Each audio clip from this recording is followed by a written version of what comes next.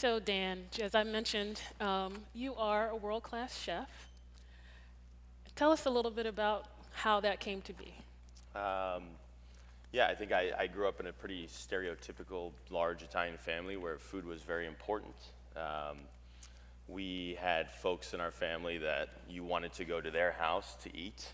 I think that's something that everybody can relate to, this idea that probably more so the other way around, that you have people in your family that when it is Thanksgiving or Christmas or whatever holiday you celebrate, you don't want to go to their house because they're not particularly good at cooking, but they're also probably not particularly good at hosting you.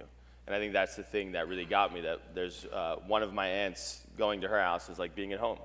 And it's not always just about food, but it's also very much about this idea of feeling like you're at home. It's a second home. So I had a lot of reverence for her when I was young, and I always thought that she was like the popular one because she could cook and everybody liked her. So I wanted to learn how to cook too, just like Zerosa. So I started cooking, and I never really looked back. I started cooking when I was like 12. I got to high school, and everybody's talking about what they're going to do, where they're going to go to college, all these things. So I just said, well, I'm going to cook. I'm going to be a chef. Started working in a restaurant. I loved it. I love the idea of being in a restaurant. I love the vibe, the energy of a restaurant. And this is like 2000, 2001. So it's right when the Food Network started. So it wasn't like now where you see all these chefs in fine dining restaurants and all these things. And we weren't eating out like that. So that's not why I got into cooking. I got into cooking again because it was just something that I really appreciated. And I appreciated the idea of feeding people. So that's why I got into it. And then I went to culinary school. And that's when things really changed for me, in the sense that, as I think in every profession that's out there, there is a way that you can be considered successful. In fine dining, in cooking, that way is in fine dining. So the idea that no one in culinary school is saying, I want to be a chef in a hospital, a school.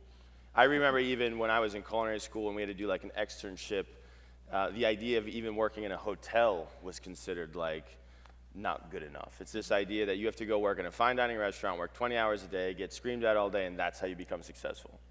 So that's pretty much what put me on the trajectory of where I went.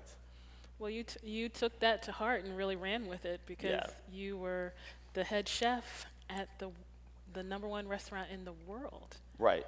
And I know it sounds weird, and I think it's important to put context to that because it sounds silly that there is a list out there that actually says there is the best restaurant in the world, and even more silly is that list is run by a water company, San Pellegrino, so it's kind of a strange thing, but it is a list. People pay attention to that list, and so yes, I became the chef at a restaurant that was considered the best restaurant in the world. Yeah, that happened. Yeah, it did, right? And so you did that, and then you did something remarkable that how many people are doing what you did? Yeah, I mean, I think there's people out there who've been working on this, and I don't want to say I'm the only one doing it. Surely there are people trying to do this. So the idea was that leaving fine dining was getting back to what I got into cooking in the first place for. I had the confidence at that point to really look back and look forward and say, well, I have no desire to work in a restaurant. I really didn't. I wanted to find a way to feed as many people as possible, and maybe more importantly, feed people often in a way that you could actually change their lives. And that's not, you don't have that luxury in restaurants. If the restaurant's not very good, you go there, you never go back. And what we do now, that's not the case. So I wanted to find a way to do that. So we kind of looked at a variety of ways, and going into institutions where food is not very good traditionally, you're feeding a population of people who really need it. So whether they're kids in schools, whether sickly people in hospitals, whether they're seniors in senior centers and so on, super important. There's a staff of people that's untrained. There are kitchens that are not set up properly. So it really just seemed like a place to go into as a professional chef who knows how these things operate.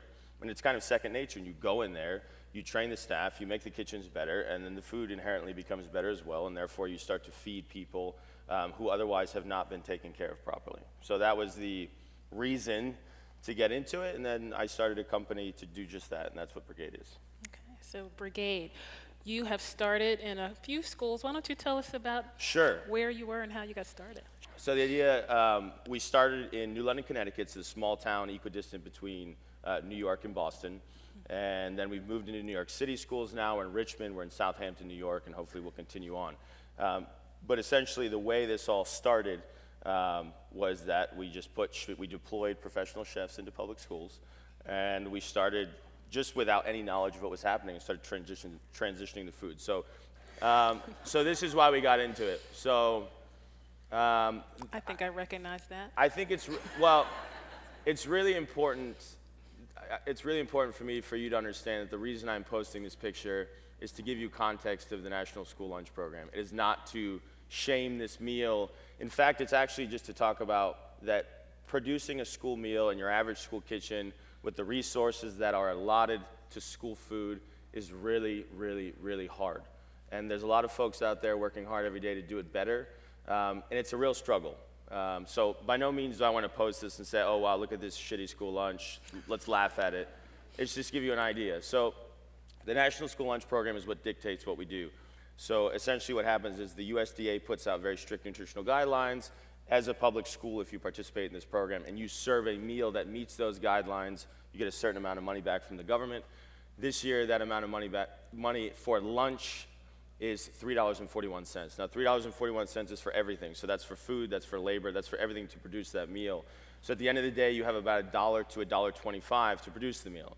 So already, you can understand that it's really challenging. And it's unfair, in my opinion, for folks to criticize a lot of the people making school food who are trying hard without knowing that, in fact, that is the situation. So you have $1 to $1.25. In a nutshell, just to give you an idea, you have to offer 5 components for school lunch. You have to offer a protein, a fruit, a vegetable, a whole grain, and you have to offer milk. Okay, and the way it works is kids have to take 3 components for it to be a compliant meal. So this is a pretty standard looking school lunch these days.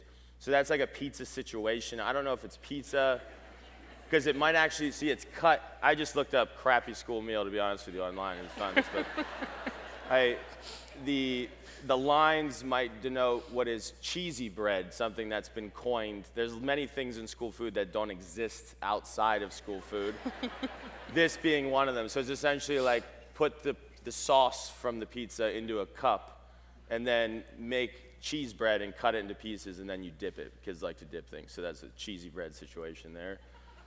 So that would be the whole grain, that would be the protein. So the cheese here counts as the protein, that's 2 ounces of cheese. The fruit component is an apple. So now it's funny, you have to choose a fruit or a vegetable, you have to. So what happens is, and those of you who have spent any time in a cafeteria, and there's a lot of students here, when you're moving through the line, at the end of the line, there's usually a tray of what is like the worst fruit available. And in this case, it could be an apple that has been in cold storage for 8 months, even though you are in a place in the United States that apples are directly in season. But because of price, you end up getting this apple that's not very good. Kids have to take it. So that apple is usually the thing that fills garbage cans across the United States when we talk about food waste. And then, of course, there's usually not much offered for drinking, so it's milk, in this case, chocolate milk. And that's what a school lunch looks like. So this is how we started. This is why we got into it, to put chefs into these schools, to see how we can work within these guidelines and start to make this food better. Okay. All right, so tell us about your first attempts. Yeah. So we saw this one already, unfortunately. My surprise was ruined, but I guess it's my fault.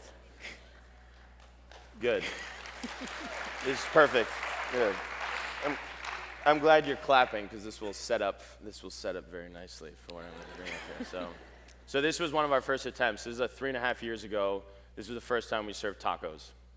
Okay, so I'm going to explain to you what's on that plate and why those things are on that plate. You know, we are professional chefs, and this is why we did these things, for example. So the tortillas themselves are soft corn tortillas, trying to be authentic. Obviously, that is more authentic than, say, your average crispy corn tortilla that you would have on like Wednesday night tacos. We didn't want to use flour tortillas either because we didn't think it was authentic enough. So soft corn tortillas.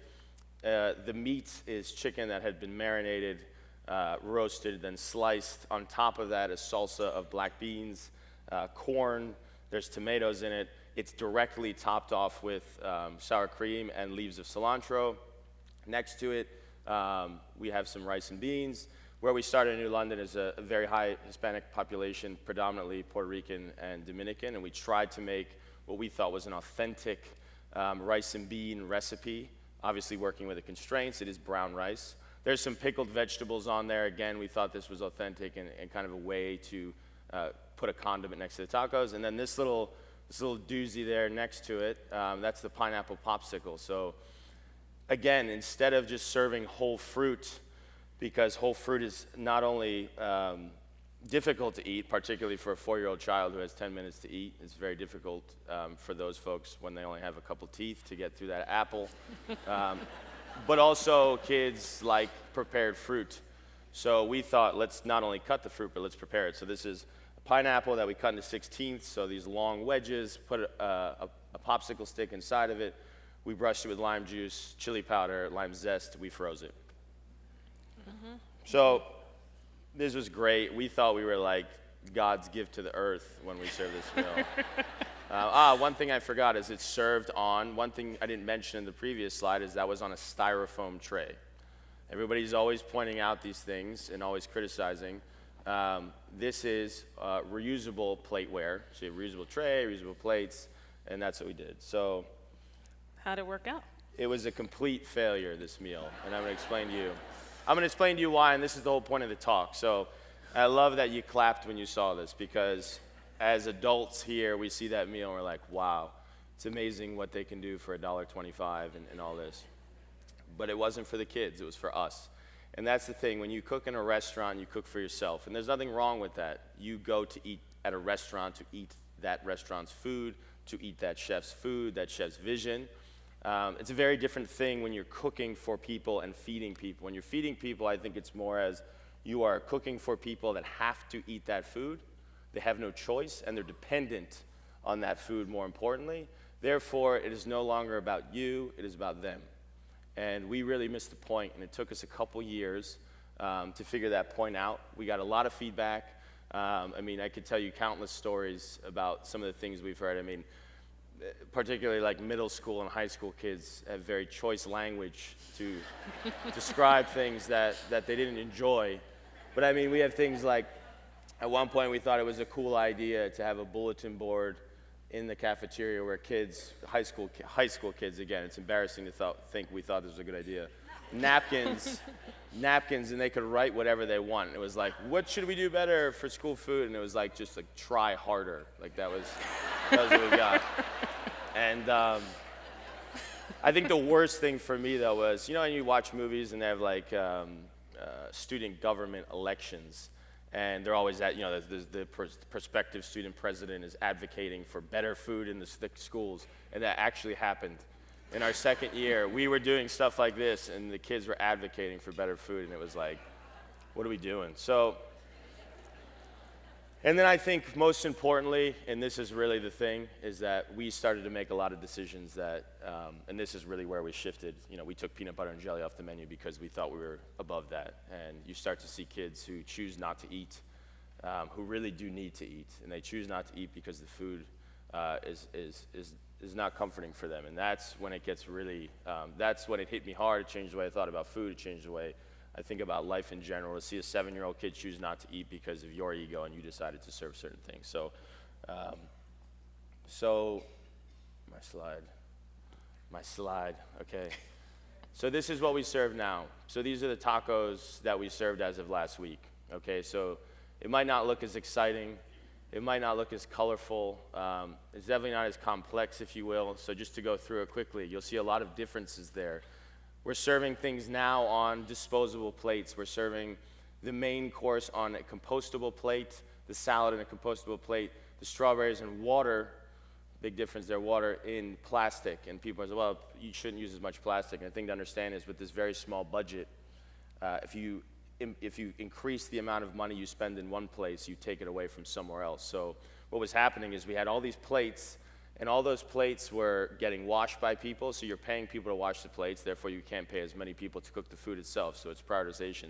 Same thing with these wares. Plastic is significantly cheaper than compostable, and styrofoam is even way cheaper, and that's why a lot of people use these things. It's not because they don't believe in environmental problems, it's prioritization. If you have $1.25 to put this meal together, you have to prioritize. So we have flour tortillas now, because that's what kids want. They want flour tortillas. a little bit of ground beef. And if I told you that we'd be serving tacos with ground beef, you know, back in the day when we started this, I would be ashamed if I said that. But there's nothing wrong with it. Again, it's a pretentious and kind of egotistical way to look at things. So we have this nice process with ground beef that we stew it. It's seasoned well. Shredded iceberg lettuce. Again, we went from a black bean salsa to shredded lettuce, and it seems like that's kind of underwhelming, but it's what the kids want, and I'm okay with that. The beans now are on the side. The beans we cook from dry, so we soak them overnight. We stew them.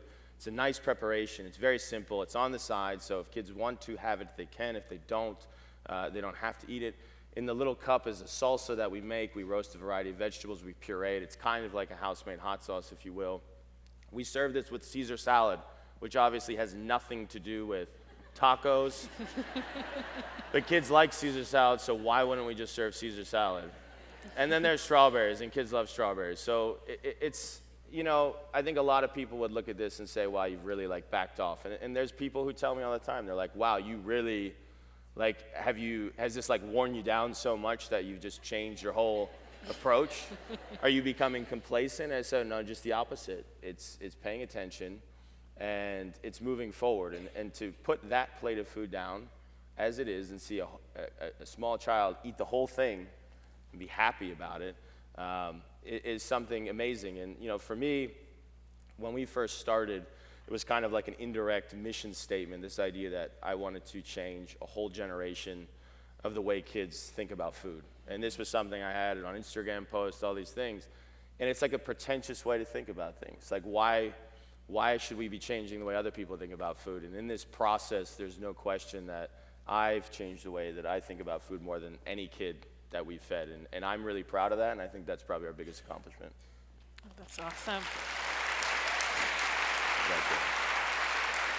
Well, thank you. Thank you. All right. Thank you, Thank you very Dan. much.